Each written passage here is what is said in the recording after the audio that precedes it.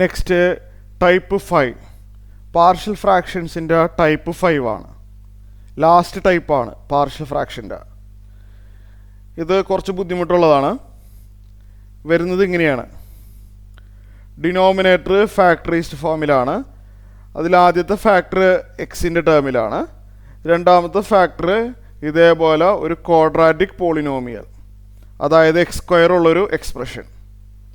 ഇതിനെ നമുക്ക് suppose factorise ചെയ്യാൻ പറ്റുന്നില്ല. X square plus B X plus സിനെ നമ്മൾ ക്വാഡ്രാറ്റിക് പോളിനോമിയൽ എന്ന് വിളിക്കാം. സപ്പോസ് ഇതിനെ നമുക്ക് ഫാക്ടറൈസ് ചെയ്യാൻ പറ്റുന്നില്ല. അപ്പോൾ അങ്ങനത്തെ ടൈപ്പാണ് പറയുന്നത്. അപ്പോൾ ഡിനോമിനേറ്റർ ഫാക്ടറൈസ്ഡ് ആണ്, പക്ഷേ ഒരാൾ എക്സിൻ്റെ ടേമിലും മറ്റേത് എക്സ് സ്ക്വയറിൻ്റെ ടേമിലുള്ള ആളാണ്.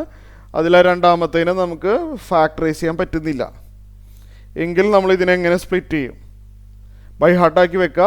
പ്രോബ്ലം ചെയ്യുമ്പോഴാണ് ശരിക്കും മനസ്സിലാവുക. ബൈ ഹാർട്ടാക്കി വെക്കണം. A by X minus A plus B X plus C by X square plus B X plus C. By ഹാർട്ടാക്കുക എന്ന് പറയുമ്പോൾ മനസ്സിലാക്കി പഠിക്കുക. എന്ന് വെച്ച് കഴിഞ്ഞാൽ എക്സ് മൈനസ് എയുടെ ന്യൂമറേറ്റർ എ എന്ന് എഴുതുക. Clear?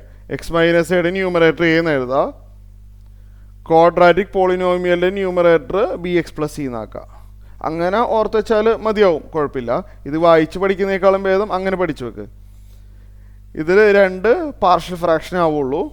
First factor X minus A, second factor X square plus B X plus C എന്നുള്ള രീതിയിൽ രണ്ട് പേരാവും. അതിൽ ന്യൂമറേറ്റർ എഴുതുമ്പോൾ ശ്രദ്ധിക്കുക, എക്സിൻ്റെ ടേമിലുള്ള ഫാക്ടർ ആണെങ്കിൽ ന്യൂമറേറ്റർ സൈഡ് എയും, എക്സ് സ്ക്വയറിൻ്റെ ടേമിലുള്ള ആളാണെന്നുണ്ടെങ്കിൽ ന്യൂമറേറ്റർ ബി എന്നല്ല എഴുതേണ്ടത്, ബി എക്സ് പ്ലസ് സി. മറക്കരുത്, ബി എന്ന് എഴുതിയാൽ ഫുള്ള് തെറ്റിപ്പോവും. ഇങ്ങനെ എഴുതിയിട്ട് എ ബി സി ഈ മൂന്ന് നമ്പറിൻ്റെ വാല്യൂസ് നമ്മൾ കാണും, എന്നിട്ട് ഇൻ്റഗ്രേറ്റ് ചെയ്യും. ഓക്കെ.